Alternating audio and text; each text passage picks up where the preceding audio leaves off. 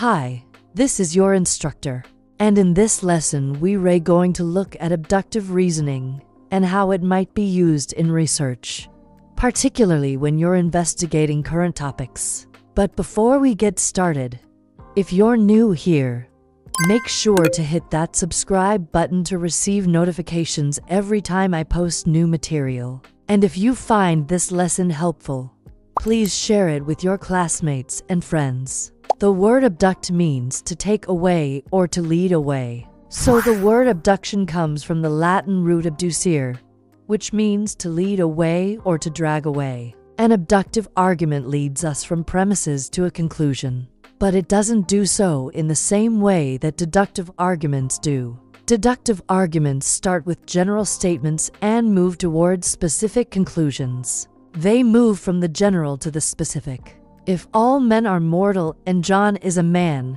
then John is mortal. We begin with a general statement about all men and reach a specific conclusion about John. Abductive arguments, on the other hand, start with specific observations and move toward a general conclusion. That is, they go from the specific to the general. In 2014, the American philosopher and logician J.L.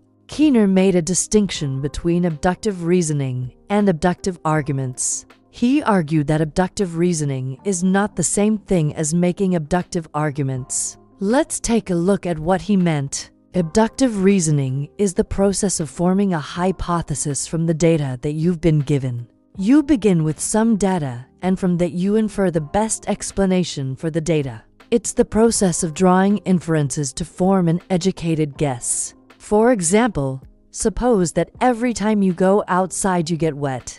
You go outside again without an umbrella and you get wet again. From these two experiences, you might infer that when you go outside, it rains. You have good reason to believe that it rains whenever you go outside. In this case, the statement that it always rains when I go outside is your hypothesis. Abductive reasoning is the process of arriving at that hypothesis. Now let's look at an example that's more relevant to research. Your task is to determine whether there's a relationship between the number of hours students study per week and their grade point average. You have data from 12 students and you plot the data on a graph.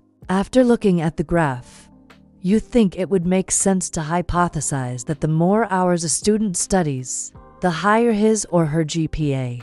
Your reasoning for making that hypothesis was abductive. You reasoned from the data that you observed to the hypothesis that you formed. In this scenario, the hypothesis is just that a tentative answer to your research question. The number of hours students study and their GPA letters are related. An abductive argument, however, is the set of data you use to support the hypothesis you formed.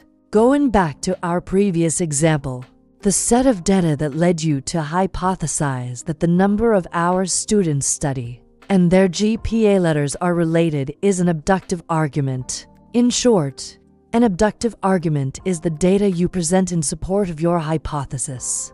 Abductive reasoning is the process of arriving at your hypothesis, while an abductive argument is the data that supports your hypothesis. Let's take a closer look at this reasoning process with another example. This time we'll use an example that involves current research. Remember that current research problems are those that deal with contemporary issues, where there may be little or no previous scholarship to draw on. What does it mean for a hypothesis to be the most plausible explanation? Plausible means having a reasonable basis for being true or valid.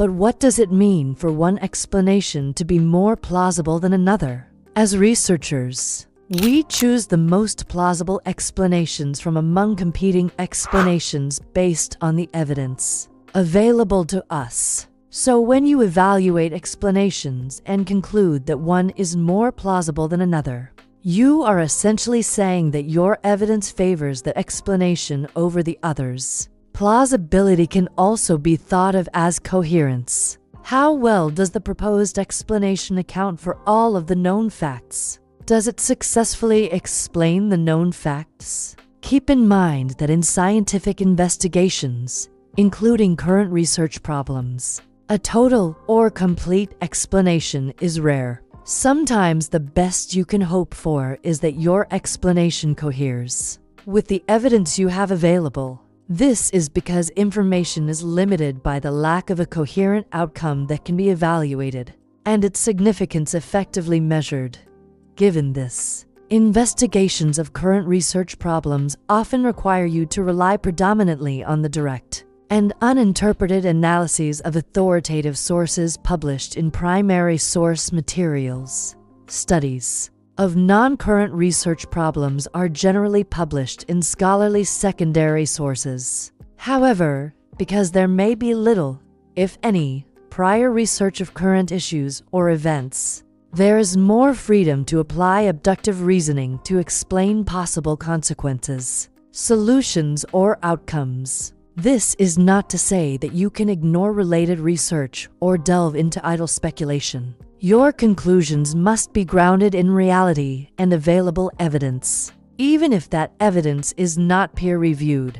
However, the lens through which you interpret current research problems does not have to be designed so rigidly around prior research because it simply may not exist. The opportunity to apply abductive reasoning can be an especially engaging feature of current topic investigations that is generally not available to you in studies that must build upon prior scholarly research. A strength of using an abductive approach to investigating current research problems is that it allows you to consider a range of possible scenarios and outcomes. When you have few or no precedents to guide you, considering multiple potential outcomes is essential. This careful consideration of alternative possibilities enables you to design more thorough and robust research plans and to produce insightful interpretations of your findings. Now let us look at a few examples of how you might apply abductive reasoning